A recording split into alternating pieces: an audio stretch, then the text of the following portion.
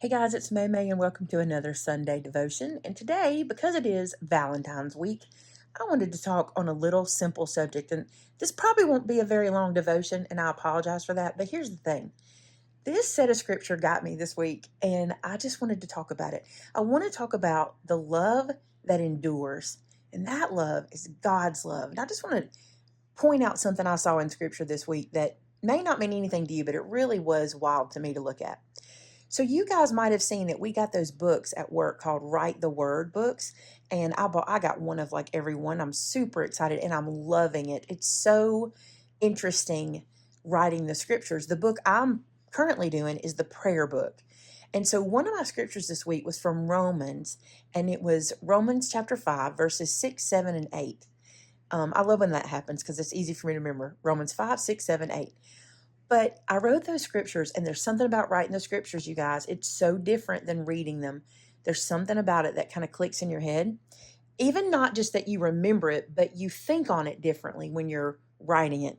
And I want to read those scriptures to you. You see, at just the right time, when we were still powerless, Christ died for the ungodly.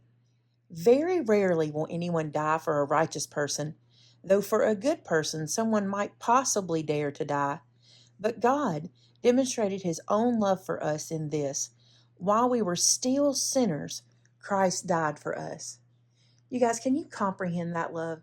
Let's back up to verse 6. Verse 6 says, you see, at just the right time, when we were still powerless, Christ died. And here's the best part. Listen, for the ungodly. Isn't that amazing? You know, the scripture goes on to tell us very rarely will somebody die for a righteous person. Now think about this. This is what I'm hearing in this scripture. Christ died for the ungodly. And it's unusual, very rare to even find somebody who'll die for a righteous person. Then it goes on to say, sometimes you might find somebody who dares to die for a good person. But for sinners, and it says, but God, he demonstrates his own love for us in this, that while we were still sinners, Christ died for us. Isn't that amazing? The love that was poured out on that cross for people who may never even and have even given Christ away, turned him away. People who may never come to know him. He still died on that cross and shed his blood for a rotten sinner like me. And when I read that, I was like, the part that got me was, rarely would somebody even die for a righteous person, let alone the ungodly. And here's Jesus, who not only died on the cross to save us, but while he was on the cross, he even asked God to forgive us because we don't know what we're doing. We didn't know what we were doing. But how amazing is that love? I cannot comprehend it. Of course, Vince always says, if we could comprehend God, then what kind of God would he be, right? He wouldn't be a very big God if we could comprehend him. And I'm grateful that I can't. Sometimes I sit and think about my life and where I am today and the blessings that, oh my goodness, the blessings that I have in my life. And I think, God, how can you love me this much? I'm so blessed with my husband. And I'm like, what did I do, God, to deserve him? My children. My son walked up to me this week. This is this kind of stuff that warms a mom's heart, right? Um, we got some bad news last Sunday from we had an extended family member pass away, and it was sad for us. And we spent Sunday, the family, kind of talking and hanging out together, and it was sad. And it affected Josh, and he came up to me at work this week, and he always hugs. He got to work, he gave me a big hug, and then he went on. He was going to help us on Friday pack orders. And then a little while later, he came back and found me, and he hugged me. He said, Mom, I just want to hug you and tell you that I appreciate you, in case I hadn't told you recently. And I'm just so grateful for you. And I was just like, holy cow. I was like, thank you, Josh. I'm like, I love you so much. And we walked away from each other, and I just started thinking, God, how can I be so blessed? How could you love me so much that you give me these blessings left and right? And you guys, listen, even when they don't tell you, even when the kids don't walk up and tell you, how blessed are we to have them, God loves us so much through these blessings. Think about family members or friends. I look at people who have servant hearts. how God gives people in people's lives, people with the desire to help people who need things. Um, this morning at church, I thought this was so cute. There's this lady came up, and I was sitting by my mother-in-law because we went to church with Josh today. They had a special day at church, and I was sitting by my mother-in-law, and this lady came up to give her a Valentine treat. And she had made these cute little treats. You know, that speaks to my crafter heart, right? My paper crafter heart. But she made these cute little treats, and she handed one to Betty. And she was like, Happy Valentine's Day, which was so cute. And then she said, Oh, this is your son.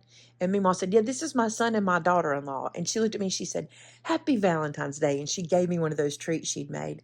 And I was so grateful. And when she walked off, I thought to myself, how wonderful to have someone who loves people so much that she made sure she brought a Valentine treat to my mother-in-law. You know, she doesn't have any idea how special that would make my mother-in-law feel, but she did.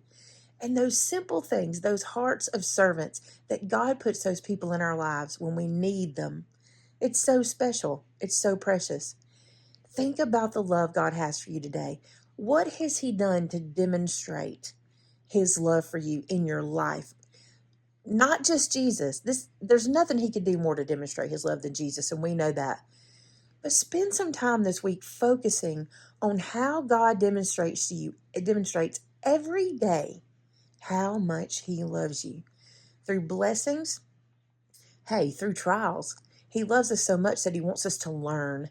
Weren't we that way with our kids? I love my kids, and I want them to be able to do whatever they need to accomplish, but I want them to learn how to accomplish things. That makes things better. I want to teach them to fish, right? Because then they're self-sufficient. And that's how God is for us. Even when a trial comes along, when something bad happens, He's so proud of us when we learn. He loves us enough to let us learn. I'm just so grateful for God. I hope you can hear it in my voice how I'm in love with how much He loves us, you know? And I've been paying attention to how He demonstrates His love for me. And it really makes me appreciate everything in my life so much more. Let's pray. God, thank you so much for the love that you shared with us, that only you can share with us. That you loved us even when we didn't love you yet, or that we didn't love you. And God, every step of our path, you've been with us and you've been guiding us and directing us. And God, I look back on how you've protected me or you've provided for me, and it's all through love. And I'm so grateful. God, I pray I can show you just a tenth of how much love you show me. I pray I can make you proud every day in some way.